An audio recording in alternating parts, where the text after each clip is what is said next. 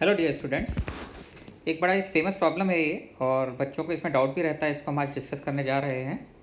Some identical bricks are placed on top of each other at the edge of a table as shown. It is possible to slide them horizontally on each other in such a way that the projection of the topmost one is completely outside the table. What is the least number of bricks needed? तो इसमें topmost जो brick है, उस topmost brick को हमने इस तरीके से रखना है कि वो कंप्लीटली, इसका प्रोजेक्शन है कंप्लीटली आउटसाइड द टेबल चला जाए. तो इस तरीके से हम देख रहे हैं कि ये जो लास्ट अगर टॉपमोस्ट ब्रिक है, तो टॉपमोस्ट ब्रिक इस तरीके से रखी गई है कि ये completely out of the table चली जाए. This is being given in the problem. तो इसको हम पहले एक जनरल मेथड से n ब्रिक्स के लिए सॉल्व करते हैं कि अगर n ब्रिक्स रखें तो उनका प्रोजेक्शन आउटसाइड द टेबल किस तरीके से कैलकुलेट किया जाएगा. तो हम ऐसा मान ले रहे हैं, पहले देखिए, मैं यहाँ पर ये मान ले रहा हूँ कि ये जो ब्रिक्स रखी हुई हैं n-1 ब्रिक्स यहाँ पर हमने रख दी हैं. किस तरीके से n-1 ब्रिक्स रखी गई हैं? Let there be n-1 rods such that their centre of mass passes through edge O. इन सब का सेंटर ऑफ मास n-1 का यहाँ सेंटर ऑफ मास O से पास हो रहा है. तो यहाँ टोटल आपका n-1 इंटू m मास आप मान सकते हैं यहाँ पर सिचुएटेड है, if m is mass of each brick. Now we add another rod below the system such that its right end coincides with the edge. अब मैं क्या कर रहा हूँ बच्चों, ध्यान दीजिए यहाँ पर कि ये जो रॉड्स हैं n रॉड्स, इन n रॉड्स के नीचे एक और रॉड रख रहा हूँ सो डैट कि वो n-1 रॉड्स हैं. इस n-1 रॉड्स के नीचे एक रॉड मैं और प्लेस कर रहा हूँ, और वो इस तरीके से प्लेस कर रहा हूँ रॉड कि now this right end coincides with the edge. Its right end coincides with the edge. तो इसको रख देते हैं यहाँ पर एक रॉड को, और जिसका राइट एंड कोइंसाइड कर रहा है एच के साथ.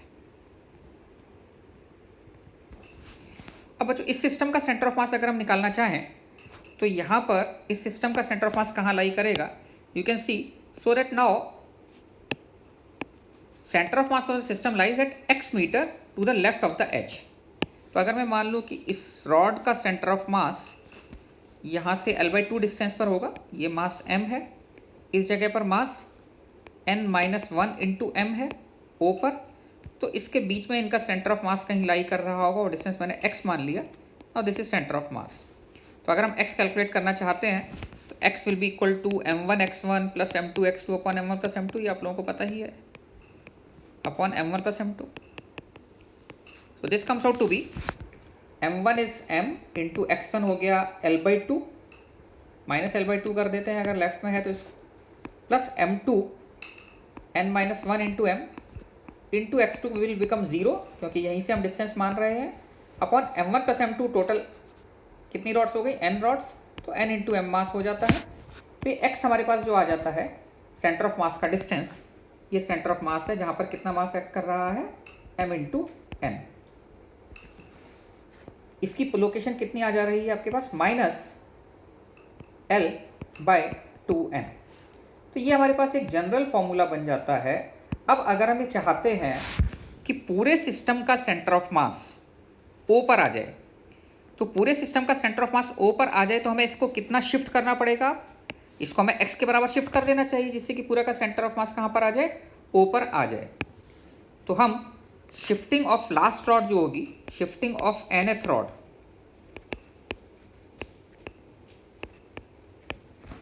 सो that centre of mass of n rods lie at O will be equal to, कितना कैलकुलेट कर लिया हमने? This is equal to L/2n. ये डिस्टेंस L/2n के बराबर हो जाता है. इसका मतलब क्या हुआ? अब अगर आप ऊपर से चलना शुरू करें, तो ऊपर से चलना अगर आप शुरू करेंगे तो फर्स्ट रॉड कितनी बाहर निकली हुई होनी चाहिए? 1/2 L/2n, n इक्वल टू 1 हो जाता है. तो फर्स्ट रॉड का जो प्रोजेक्शन होना चाहिए आउटसाइड, ये कितना होना चाहिए? L/2 होना चाहिए. सेकेंड रॉड का प्रोजेक्शन कितना होना चाहिए? L/4 हो जाना चाहिए, n इक्वल टू 2 हो गया. इसके लिए n इक्वल टू 3 के लिए कितना हो जाना चाहिए? थर्ड रॉड का प्रोजेक्शन, ये L/6 हो जाना चाहिए. फोर्थ रॉड का प्रोजेक्शन कितना हो जाना चाहिए? इसी तरीके से L/8 हो जाना चाहिए. और हम ये चाहते हैं कि जो ऊपर वाली रॉड है सबसे, वो ऊपर वाली रॉड पूरी की पूरी एज के बाहर आ जाए। इसका मतलब हम इतनी रॉड्स रख सकते हैं जिससे कि वो टोटल डिस्टेंस L से ग्रेटर आए। तो अगर हम ये ऐड करना चाहें L/4, L/2 plus L/4 plus L/6, और ऐसे अगर हम आगे बढ़ना चाहें अप टू L/2n तक, तो this should be greater than L होना चाहिए, क्योंकि वो पूरा का पूरा प्रोजेक्शन किससे ज़्यादा आ जाना चाहिए, L से ज़्यादा आ जाना चाहिए, क्योंकि लास्ट रॉड जो है वो पूरी की पूरी H के बाहर है। तो इसमें अगर आप देखेंगे तो n की वैल्यू अगर आप 4 तक पुट करते हैं, L/2 plus L/4 plus L/6 plus L/8, इसको अगर आप सॉल्व करते हैं तो ये कितना आ जाएगा आपके पास, अगर आप ये सॉल्व करिए तो ये ग्रेटर देन L आ जाता है। दिस इज इक्वल टू 24 ले लेते हैं यहाँ पर, तो 12 plus 6 plus 4 plus 3 into L, this comes out to be 18 and 7. 18 and 7 is 25 by 24 L, which is greater than L. So total 4 rods should be placed. ये आपका आंसर हो जाता है।